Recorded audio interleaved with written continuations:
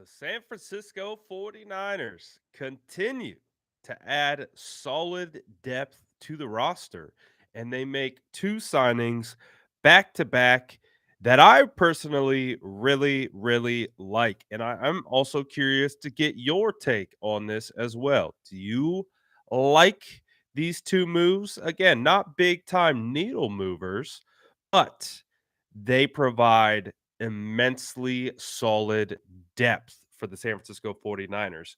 So, when we look at the two signings that just occurred, the San Francisco 49ers re signed defensive tackle T.Y. McGill to a 1 year deal.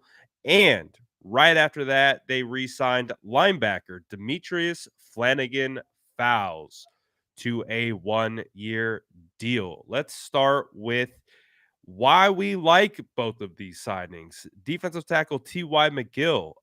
He was a guy that was added in the middle of the season after being let go from the Minnesota Vikings, and he came in and made a pretty solid impact. I mean, he played a decent amount.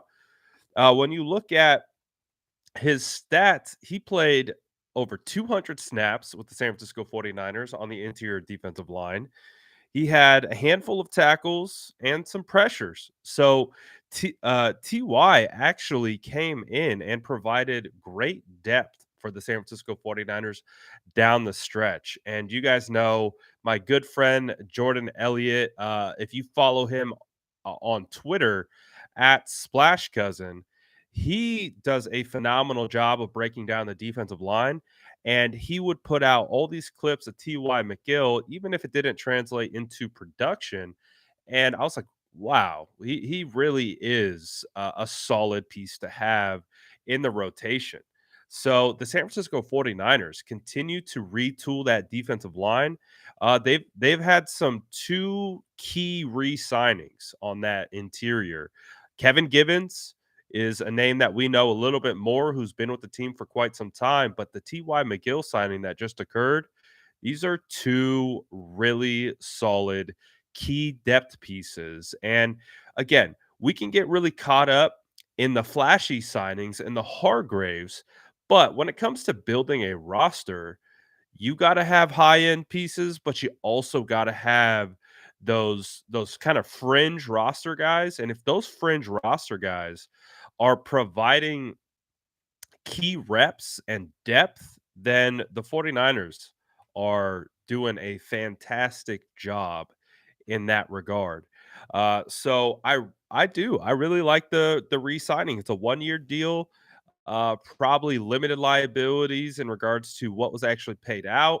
Uh, just solid depth at the position. Again, as we continue to move towards the draft, you've got Kalia Davis coming back, former 6th round pick out of UCF that kind of got a redshirt year last year.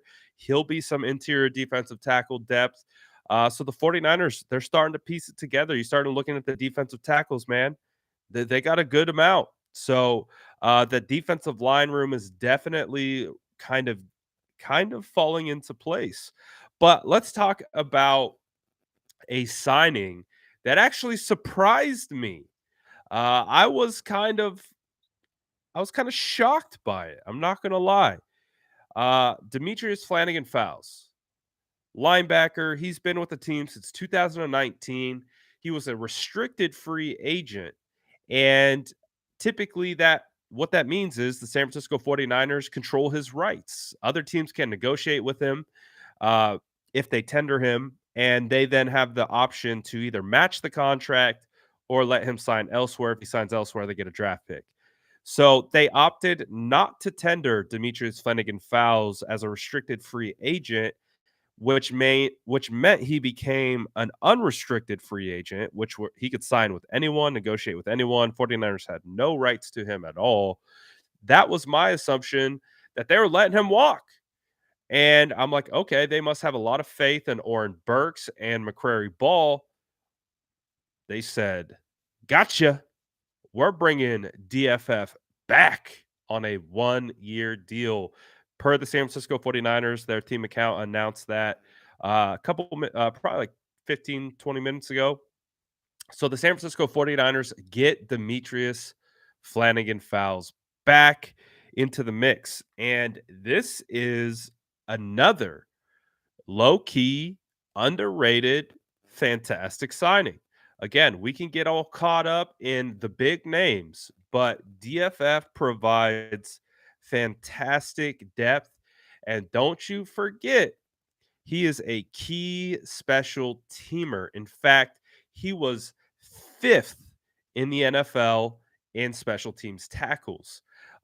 So he's made a name for himself as a special teamer and a key depth piece. He also got his first sack last year.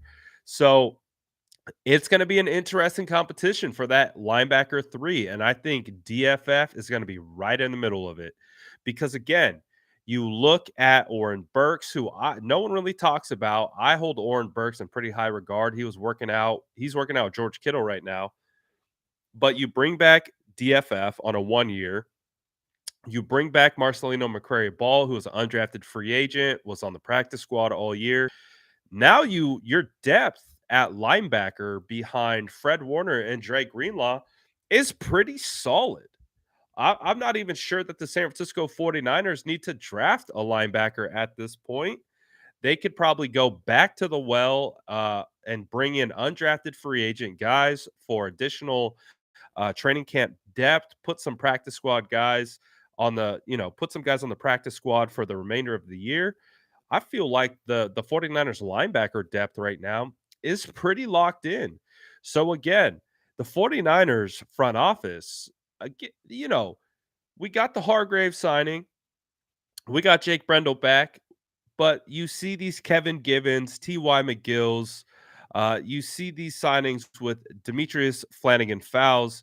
These are good key depth pieces. And then you add guys like Isaiah Oliver to the nickel spot to come in and compete with Samuel Womack.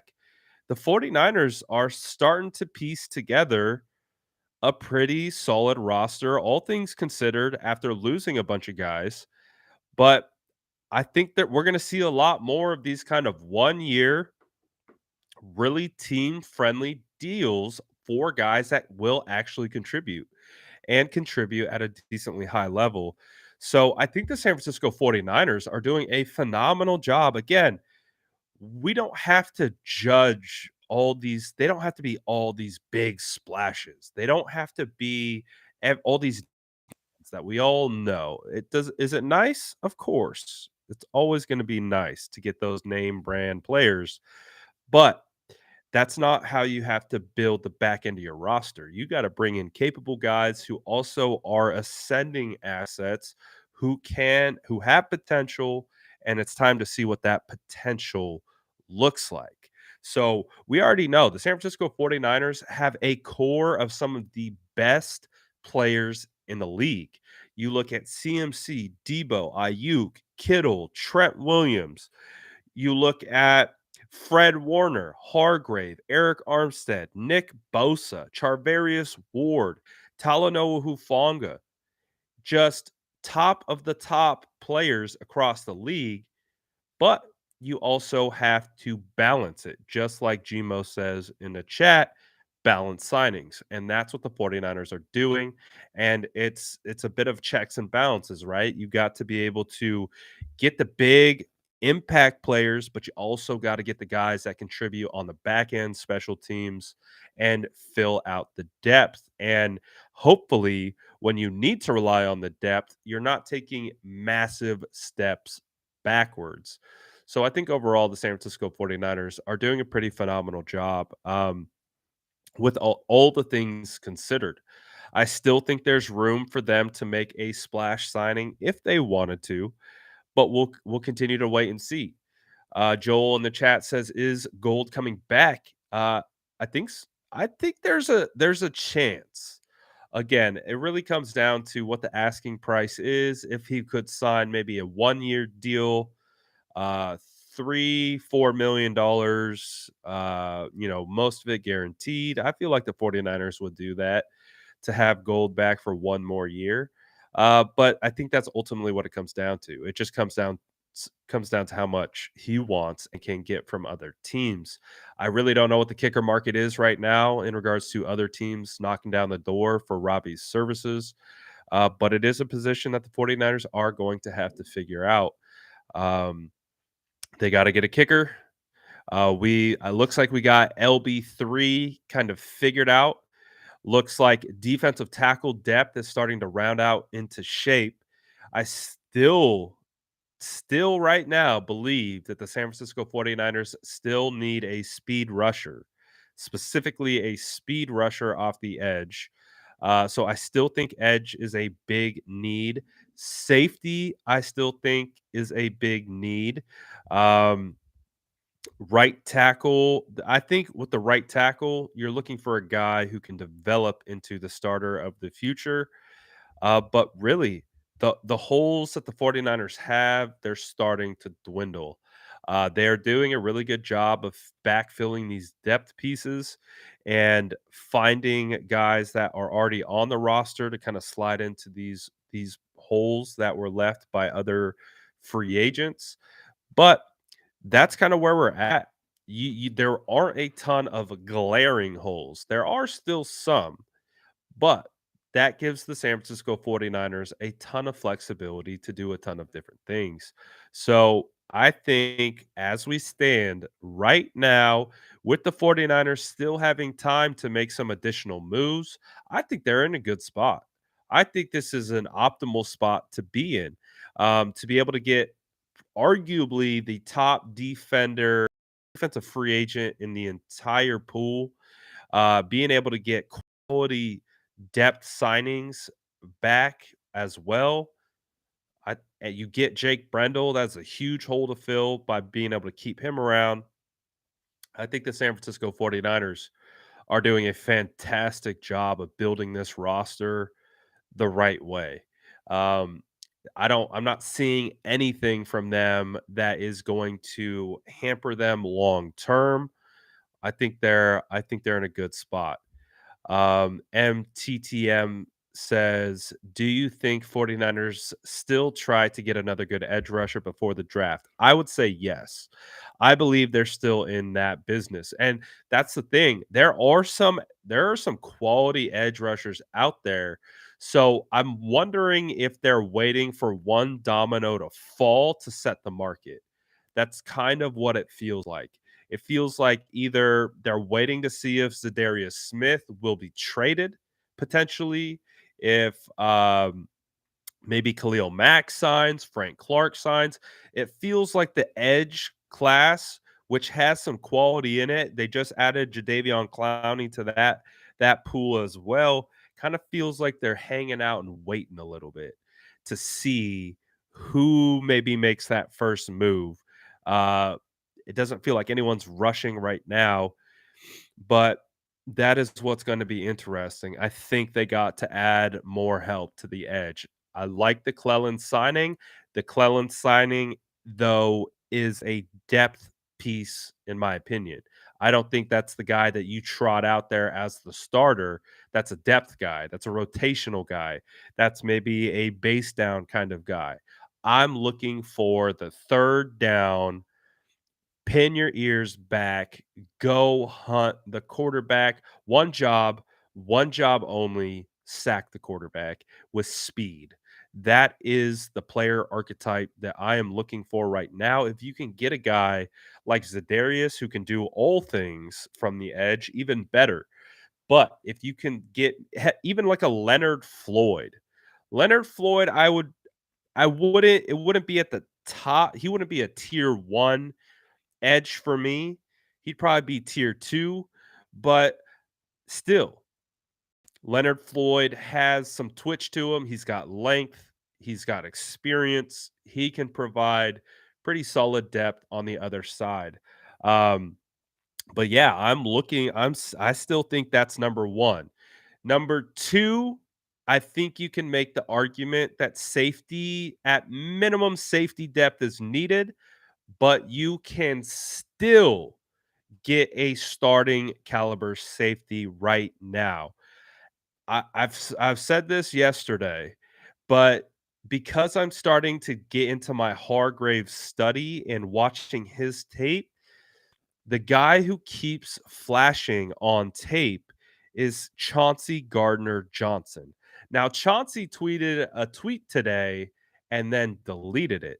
What did he say? He's not happy with something, and you would have to assume Chauncey's in the middle of contract negotiations, maybe potentially trying to go back to his old team, which is the Eagles.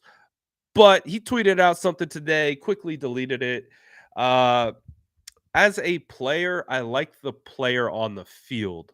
What what Chauncey what would be very interesting about him is how what their personality grade is on him. He seems like he might be a little bit of a loose cannon kind of personality.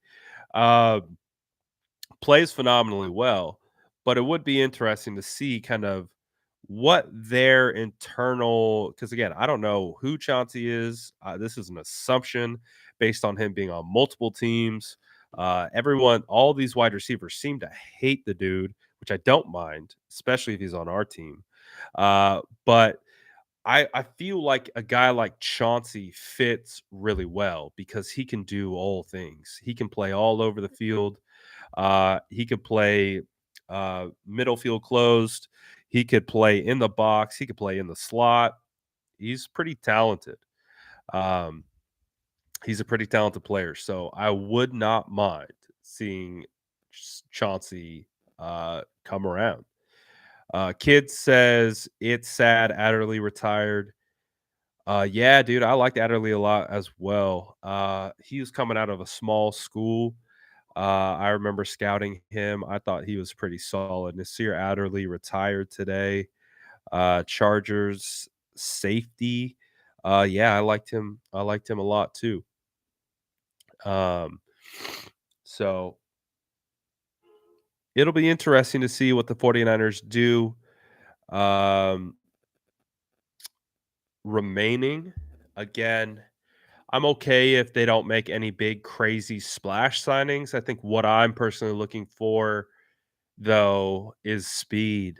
I don't I'm looking for speed off the edge. That's the one thing that I would be able to go to sleep better knowing that the defensive line has Bosa, Eric, Hargrave, insert speed rusher, and I'm like, all right, we're cooking now.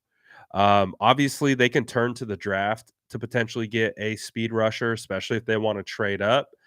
But I'm also not opposed to them going and getting a guy who's proven he can do it and can step in and play right away. And we know they're not going to skip a beat. And I think of guys like Zedarius. I feel like Zedarius right now is kind of at the top. I think we're still waiting to see, is it a release? Is it a trade? Do they mend things kind of like Slay did? We'll find out. Absolutely. I see 2 questions back to back. One, from Kid says, "Brad, can Drake Jackson be the opposite guy?" From Bosa and Joe right below it says, "What do you feel about Drake or what do you feel Drake Jackson is?" What I feel Drake Jackson is, and I'll answer both of these questions because it's pertinent to our edge conversation. Drake Jackson can be that guy.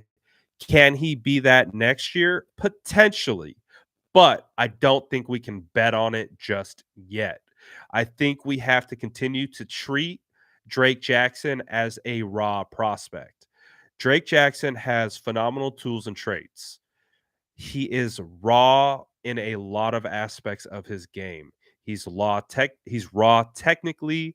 I think he's raw from just playing the defensive line position in general, and it's going to take some time for him to kind of grow up in the NFL. And when I say grow up in the NFL, just this will be his first full year in an NFL program. Um, so I think Drake Jackson, and he's only 21. So Drake Jackson has a big time opportunity in front of him to put in a lot of work, continue to change his body, and develop his tool bag of pass rushing moves. Once he can do that, then we know we will have a better idea of what he is. Right now, we still don't know, and there's still time for him to develop. So I'm not going to put that pressure on him to be that guy across from Bosa. I'm still looking for a veteran. I'm still looking towards the draft because we just don't know yet. Until he proves it to us 100%, and he has a ton of potential. He probably has the most potential out of anyone in the rookie class from last year. So the potential is through the roof for Drake Jackson, but you can't just rely on potential because sometimes potential doesn't fully meet what it should or could be. So in a year where the San Francisco 49ers, and they've proven it time and time again, that having the best defensive line possible, that is going to lend itself to wins on Sundays. So that's what I'm here for. I like Drake a lot. I think he has again, potential. It's a dangerous word because not everyone reaches their potential, but his potential is he has a high ceiling. So we'll continue to see how he develops. But during that time, I would still like to see the San Francisco 49ers be active in getting more edge rushers because again, also remember they run a lot of different sub package, a lot of different groupings. Drake is going to see the field regardless. I truly believe that. Even if they came in and they brought in a Zadarius, they signed Clellan, and you have Drake. Drake is still seeing the field. The 49ers don't rush out these guys and like have their D linemen play 95% of the snaps. They have a rotation that they adhere to based on situation. So Drake will still play 100%, but I also don't want to put every egg that I have into his basket just yet. He could come out and be like, "You should have. You should have believed in me. You should have given me that faith to be that guy." He could absolutely come out next year and just blow the doors off, and just be that guy that we all think he can be. But that's the part where we're at is we don't know just yet, so we're kind of waiting and seeing. And I think he can absolutely get there. But yeah, I like Drake for sure. Kittle says Aaron Banks got better. Spencer Burford did well rotating with Brunskill. Burford will be okay with extra experience. Guards are good. Yeah, Spencer Burford's another guy. You could tell raw. He was raw last year. I think that's why they rotated. Um, he did well though, and he definitely did well. But Burford, same situation. Burford can get a lot better. He can get more technically advanced. Uh, not not the tools, the traits, not a problem. Elite tools, elite traits for an offensive lineman. Just got to get sharper on the more technical aspect of playing offensive line, and once he does that, sky's the limit for him. So, big off seasons for both Spencer and uh for Drake Jackson. Would you move Spencer to right tackle and insert Poe or Zakel? Absolutely not. I'm so I'll be honest with you. I scouted Spencer Burford. I did not like him at tackle coming out of UTSA. He didn't look like a tackle to me. He looked like a guard to me when I was watching him. He doesn't have natural pass setting technique. Again, he is a raw specimen, and when you're playing tackle on an island, your technique got to be on point. If your technique's on point, that's how you at the next level. I really do feel like Spencer fits best at guard, especially in the NFL. Keep him at guard and continue to develop him at guard. I wouldn't put him out at right tackle. Could they do that? Of course, they could do that. I would keep him at guard 100% and look to the draft. I think Colton McKivitz has shown he can do it, as well as looking to the draft to continue to bring in solid depth at depth or potential starter at right tackle. So I like Spencer. I think Spencer can be a phenomenal offensive lineman, but I think it's at guard. I'm not putting him at tackle. When can you wear my face on a sweater? You guys ready for this? Y'all gonna rock? Y'all gonna rock the ginger beard? I might have to get some sweatshirts together. So far, some popular demand for the shirts. This one also got the logo on the back. So we also got the SF Niners logo. We got the face. Yeah, might have to throw these on a sweatshirt, especially if you guys are down for them. Make it just like the shirt. I got you. I got you, fam. Uh, all right. We'll do a couple more questions and we'll get out of here. We'll probably again, I've been doing like 3 lives a day, so we don't gotta keep this one super long. Uh all right, I think we're good. Smash that like button on your way out. Looks like we got 32 likes. 100 likes would be cool.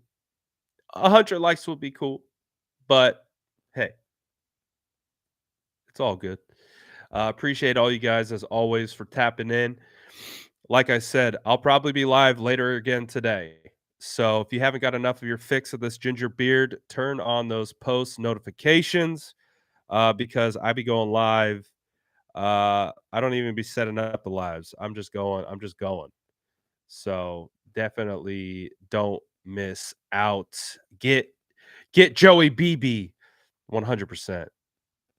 Shout out all the SDS. Appreciate you guys. Have I checked out Tyler Steen yet? No, I have not, but I will take a look. I will take a look. T.Y. McGill, I'll wrap it up. I'll wrap it up if you join late. I'll wrap it up if you join late. T.Y. McGill, love the signing. Phenomenal depth. Absolutely love the signing. Uh, Flanagan-Fowls, more phenomenal depth. Love that signing. I think I even love that signing even more. So love what the 49ers are doing. Love how they're building up the back end of the roster, not just the front end. They're doing a really good job. I like everything that they're doing. And John Lynch, Kyle Shanahan, Adam Peters, Parag Marate. I like what they're cooking up right now. I think they're building up a really well-rounded roster. Still a lot of players to be added, but so far I'm liking what I'm seeing. Again, we're posting all the videos whenever a move's made. So turn those notifications on so you don't miss it. And listen to greatness. Ponte's going live in 10 minutes. Go vibe with Spicy Aponte. Appreciate you guys. I'm out of here for now. Peace.